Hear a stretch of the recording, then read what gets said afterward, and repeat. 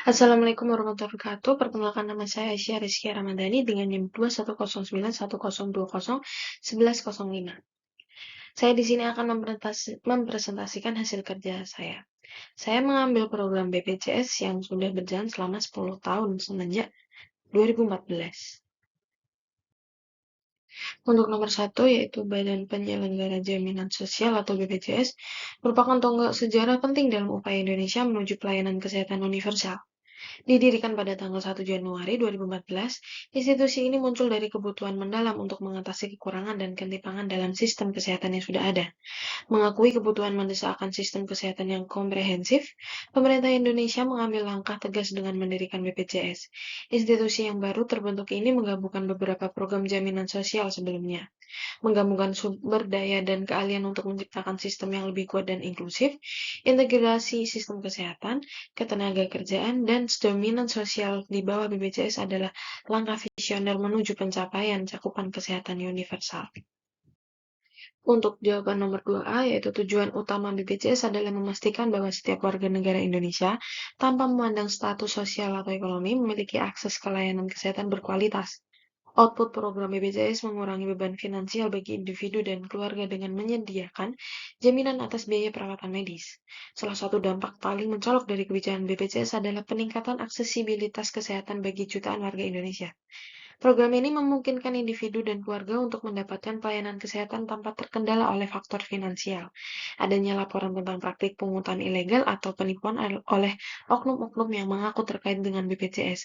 Hal ini dapat menyebabkan kerugian finansial bagi peserta. Untuk jawaban nomor 2B, yaitu pendekatan evaluasi yang saya gunakan adalah pendekatan formal karena saya menganalisis dampak silang serta pemerataan sasaran yang hasilnya dijabarkan secara deskriptif. Untuk jawaban nomor 2C, yaitu dampak positifnya yaitu BPJS memungkinkan akses kesehatan yang lebih merata bagi seluruh warga Indonesia. Terlepas dari tingkat pendapatan, ini mengurangi disparitas akses terhadap layanan kesehatan antar kelompok ekonomi berbeda. Sedangkan untuk dampak negatifnya yaitu dalam beberapa kasus, ada laporan tentang keterlambatan atau kesulitan dalam mendapatkan layanan medis yang dibutuhkan karena alasan administrasi atau terkait dengan proses klaim. Untuk 2D yaitu terdiri dari efektivitas, kecukupan, pemerataan, responsivitas, dan ketepatan. Untuk efektivitas, yaitu sejauh mana program ini berjalan terkhusus bagi kelompok yang sulit mengakses. Untuk kecukupan, hambatan karena kesenjangan fasilitas. Untuk pemerataan, memastikan bahwa operasi dan keuangan BPJS Kesehatan dilakukan secara transparan dan akuntabilitas. Untuk responsivitas, beberapa masyarakat merespon kebijakan BPJS dengan positif karena mereka dapat mengakses layanan kesehatan yang sebelumnya mungkin sulit dijangkau secara finansial. Mereka juga mungkin menghargai kepastian dan perlindungan finansial yang diberikan oleh program ini. Untuk ketepatan, menurut saya program ini sudah tepat sasaran karena beberapa orang memiliki pengalaman positif mengenai BPJS ini, tetapi harus tetap ditingkatkan terkait pelayanan yang diberikan untuk penduduk pedesaan yang terpencil.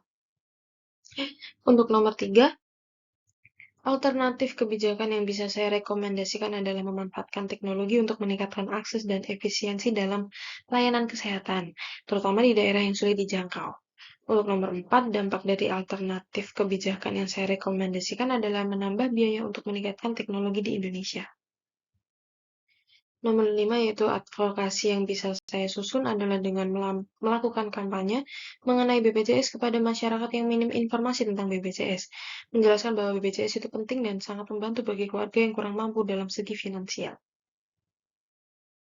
Sebelumnya terima kasih, mohon maaf jika ada kesalahan kata.